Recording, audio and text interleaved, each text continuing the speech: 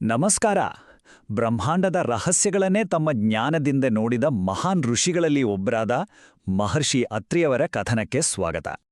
ಸರಿ, ನಮ್ಮ ಇಂದಿನ ಈ ಪಯಣ ಒಂದು ತುಂಬಾನೇ ಕುತೂಹಲಕಾರಿ ಪ್ರಶ್ನೆಯಿಂದ ಶುರುವಾಗುತ್ತೆ.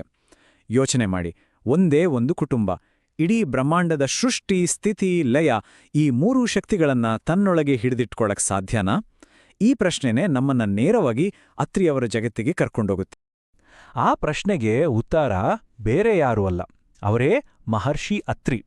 ಇವರ ಕಥೆ ಕೇವಲ ಒಬ್ಬ ತಪಸ್ವಿಯದ್ದಲ್ಲ, ಬದಲಾಗಿ ತ್ರಿಮೂರ್ತಿಗಳೇ ಮಕ್ಕಳಾಗಿ ಹುಟ್ಟಿದ ಒಂದು ಅದ್ಭುತ, ಅಸಾಮಾನ್ಯ ಕುಟುಂಬದ್ದು. ಹಾಗಾದ್ರೆ ಬನ್ನಿ, ಈ ಮಹಾನ್ ವಂಶವೃಕ್ಷದ ಬೇರುಗಳನ್ನ ಹುಡ್ಕೊಂಡು ಹೋಗೋಣ. ಸರಿ, ಹಾಗಾದ್ರೆ ಮೊದಲು ಅತ್ರಿಯವರ ದೈಲಿಕ ಮೂಲಗಳ ಬಗ್ಗೆನೇ ತಿಳ್ಕೊಳ್ಳೋಣ. ಹಾಗಾದ್ರೆ ಯಾರು ಈ ಮಹರ್ಷಿ ಅತ್ರಿ? ಮೊದಲನೇದಾಗಿ, ಇವರು ಆಕಾಶದಲ್ಲಿ ನಾವು ನೋಡುವ ಸಪ್ತರ್ಷಿ ಮಂಡಲದ 7 ಮಹಾನ್ ಋಷಿಗಳಲ್ಲಿ ಒಬ್ಬರು. ಪುರಾಣಗಳ ಪ್ರಕಾರ ಇವರು ಸೃಷ್ಟಿಕರ್ತ ಬ್ರಹ್ಮನ ಮನಸ್ಸಿನಿಂದ ನೇರವಾಗಿ ಜನಿಸಿದವರು. ಅದಕ್ಕೆ ಇವರನ್ನ ಮಾನಸಪುತ್ರ ಅಂತ ಕರೆಯೋದು. ಕೆಲವು ಕಥೆಗಳಲ್ಲಂತೂ ಇವರು ಬ್ರಹ್ಮನ ಕಣ್ಣುಗಳಿಂದ ಜನಿಸಿದ್ರು ಅಂತಲೂ ಹೇಳಲಾಗುತ್ತೆ. ವೈದಿಕ ಕಾಲದ ಜ್ಞಾನ ಪರಂಪರೆಯನ್ನ ಕಟ್ಟಿದ ಪ್ರಮುಖ ವ್ಯಕ್ತಿಗಳಲ್ಲಿ ಇವರು ಒಬ್ರು. ಈಗ ಅವರ ಜೀವನದ ಮತ್ತೊಂದು ಮುಖ್ಯವಾದ ಭಾಗಕ್ಕೋಗೋಣ, ಅದೇ ಅವರ ಅಸಾಧಾರಣ ಕುಟುಂಬ. ಅತ್ರಿ ಮಹರ್ಷಿಗಳ ಶಕ್ತಿಗೆ ಅಷ್ಟೇ ಸಮಾನಾಗಿ ನಿಂತವರು ಅವರ ಪತ್ನಿ ಮಹಾಸತಿ ಅನಸೂಯೆ. ಅಸೂಯೆ ಇಲ್ಲದವಳು ಅನ್ನೋ ಅರ್ಥವನ್ನೇ ಹೊತ್ತ ಅನಸೂಯೆ ತಮ್ಮ ಪಾತಿವೃತ್ಯಕ್ಕೆ ಮತ್ತು ಅಚಲವಾದ ಭಕ್ತಿಗೆ ತುಂಬಾನೇ ಪ್ರಸಿದ್ಧರಾಗಿದ್ರು. ಅತ್ರಿಯವರು ಜ್ಞಾನದ ಶಿಖರವಾದರೆ ಅನಸೂಯವರು ಭಕ್ತಿಯ ಸಾಗರ. ಅವರ ತಪಸ್ಸಿನ ಶಕ್ತಿ ಎಷ್ಟಿತ್ತು ಅಂದ್ರೆ ಸ್ವತಃ ತ್ರಿಮೂರ್ತಿಗಳೇ ಅವರನ್ನ ಪರೀಕ್ಷೆ ಮಾಡೋಕೆ ಭೂಮಿಗೆ ಇಳಿದು ಬರಬೇಕಾಯಿತು. ಆಗ ನಡೆಯುತ್ತೆ ನೋಡಿ ಒಂದು ಅದ್ಭುತ ಪವಾಡ. ಅನಸೂಯೆಯವರ ಭಕ್ತಿಯನ್ನ ಪರೀಕ್ಷಿಸಲು ಬಂದ ತ್ರಿಮೂರ್ತಿಗಳು ಆ ದಂಪತಿಯ ತಪೋಶಕ್ತಿಗೆ ಮೆಚ್ಚಿ ತಾವೇ ಅವರ ಮಕ್ಕಳಾಗಿ ಜನಿಸ್ತೀವಿ ಅಂತ ವರ ಕೊಟ್ಬಿಡ್ತಾರೆ. ನಿಜ ಹೇಳಬೇಕಂದ್ರೆ ಇದು ಈ ಕಥೆಯ ಅತ್ಯಂತ ರೋಚಕವಾದ ಮತ್ತು ಮಹತ್ವದ ತಿರುವು. ಹಾಗಾದ್ರೆ ಆ ದೈವೀ ಸ್ವರೂಪಿ ಮಕ್ಕಳ ಬಗ್ಗೆ, ಅವರವರ ದಾರಿಯ ಬಗ್ಗೆ ಸ್ವಲ್ಪ ನೋಡೋಣ. ಅತ್ರಿ ಮತ್ತು ಅನಸೂಯೆಯರ ಈ 3 ಮಕ್ಕಳು ಕೇವಲ ವ್ಯಕ್ತಿಗಳಲ್ಲ, ಅವರು 3 ಬ್ರಹ್ಮಾಂಡದ ಶಕ್ತಿಗಳ ಪ್ರತಿರೂಪಗಳು. ವಿಷ್ಣುವಿನ ಅಂಶದಿಂದ ಹುಟ್ಟಿದ ದತ್ತಾತ್ರೇಯರು ಜ್ಞಾನ, ಯೋಗ ಮತ್ತು ಶಾಂತಿಯ ಸಾಕಾರ ಮೂರ್ತಿ. ಶಿವನ ರೌದ್ರಾಂಶದಲ್ಲಿ ಜನಿಸಿದ ದುರ್ವಾಸರು ಶಕ್ತಿ ಮತ್ತೆ ಕಠಿಣ ಶಿಸ್ತಿಲ ಸಂಕೇತ. ಇನ್ನು ಬ್ರಹ್ಮನ ಅಂಶದಿಂದ ಬಂದ ಚಂದ್ರ ಮನಸ್ಸು, ಸೌಂದರ್ಯ ಮತ್ತು ತಂಪಿನ ಪ್ರತೀಕ. ಈಗ ನೋಡಿ, ಇಲ್ಲಿ ಕೇವಲ ಒಂದು ಸಂಖ್ಯೆ ಇದೆ, 24. ಏನಪ್ಪಾ ಇದು ಅಂತ ಯೋಚನೆ ಬರ್ತಿದ್ಯಾ? ಇದು ದತ್ತಾತ್ರೇಯರ ಗುರುಗಳ ಸಂಖ್ಯೆ. ಆದ್ರೆ ಇಲ್ಲಿ ಒಂದು ಇಂಟ್ರೆಸ್ಟಿಂಗ್ ವಿಷಯ ಇದೆ. ಏನಂದ್ರೆ ಈ ಗುರುಗಳು ಮನುಷ್ಯರಲ್ಲ, ಭೂಮಿ, ನೀರು, ಬೆಂಕಿ, ಗಾಳಿ, ಜೇಡ, ಜಿಂಕೆ ಹೀಗೆ ಪ್ರಕೃತಿಯ 24 ಬೇರೆ ಬೇರೆ ಅಂಶಗಳಿಂದ ಅವರು ಜ್ಞಾನ ಪಡೆದ್ರು. ಪ್ರತಿಯೊಂದರಲ್ಲೂ ಗುರುವನ್ನ ಕಾಣುವ ಅವರ ದೃಷ್ಟಿ ಇದೆಯಲ್ಲ, ಅದು ನಿಜಕ್ಕೂ ಅನನ್ಯವಾದದ್ದು. ಇನ್ನೊಬ್ರು ಮಗ ದುರ್ವಾಸರು ತಮ್ಮ ಸಿಟ್ಟಿಗೆ ತುಂಬಾನೇ ಹೆಸರುವಾಸಿ.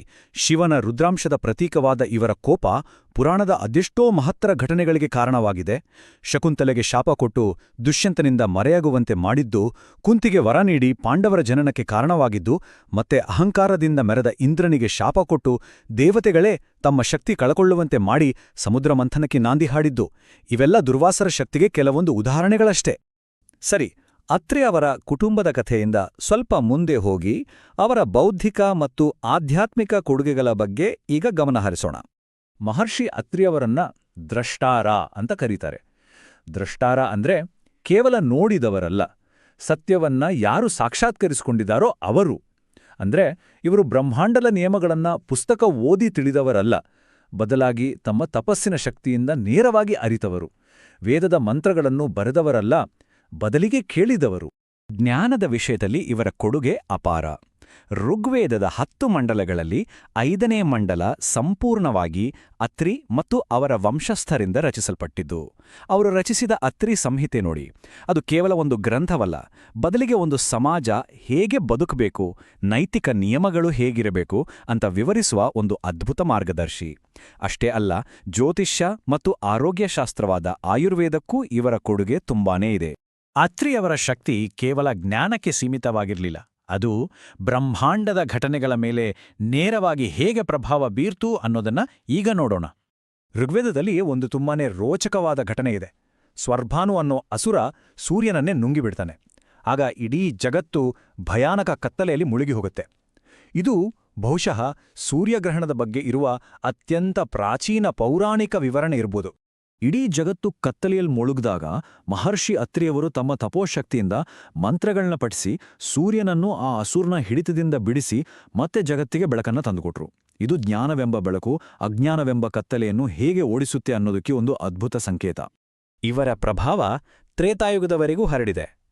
ಸ್ವತಃ ಶ್ರೀರಾಮಚಂದ್ರ ತನ್ನ ವನವಾಸದ ಸಮಯದಲ್ಲಿ ಸೀತೆ ಮತ್ತು ಲಕ್ಷ್ಮಣರ ಜತೆ ಚಿತ್ರಕೂಟದ ಹತ್ತಿರ ಇದ್ದ ಅತ್ರಿಯವರ ಆಶ್ರಮಕ್ಕೆ ಭೇಟಿ ನೀಡಿ ಅವರಿಂದ ಮಾರ್ಗದರ್ಶನ ಮತ್ತು ಆಶೀರ್ವಾದ ಪಡೆದಿದ್ನು.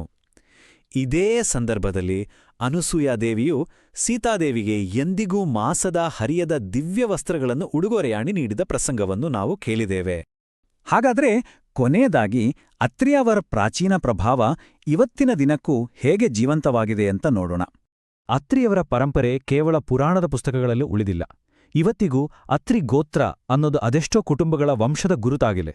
ಗೋತ್ರ ಅಂದ್ರೆ ಒಂದು ಮೂಲ ಋಷಿಯಿಂದ ಬಂದ ವಂಶಾವಳಿ. ಇದು ಸಾವಿರಾರು ವರ್ಷಗಳಾದ ಮೇಲೂ ಅವರ ಪರಂಪರೆ ಸಾಂಸ್ಕೃತಿಕವಾಗಿ ಇನ್ನೂ ಜೀವಂತವಾಗಿದೆ ಅನ್ನೋದಕ್ಕೆ ಒಂದು ದೊಡ್ಡ ಸಾಕ್ಷಿ. ಹಾಗಾದ್ರೆ ಈ ಮಹಾನ್ ಕಥೆಯಿಂದ ನಾವೇನ್ ಕಲಿಬೋದು? ಈ ಪ್ರಾಚೀನ ವಂಶಾವಳಿಗಳ ಕಥೆಗಳು ಕೇವಲ ಕಥೆಗಳಲ್ಲ, ಅವುಗಳಲ್ಲಿ ಜ್ಞಾನ, ಅಚಲವಾದ ಭಕ್ತಿ ಮತ್ತು ಶಕ್ತಿಯಂತಹ ಸಾರ್ವಕಾಲಿಕ ಸತ್ಯಗಳು ಅಡಗಿವೆ. ಈ ಪಾಠಗಳನ್ನ ನಮ್ಮ ಇವತ್ತಿನ ಜೀವನದಲ್ಲಿ ನಾವು ಹೇಗೆ ಅಳವಡಿಸ್ಕೊಳ್ಬೋದು ಅಂತ ಒಮ್ಮೆ ಯೋಚಿಸಿ ನೋಡ್ಬೇಕಿದೆ ಅಲ್ವಾ?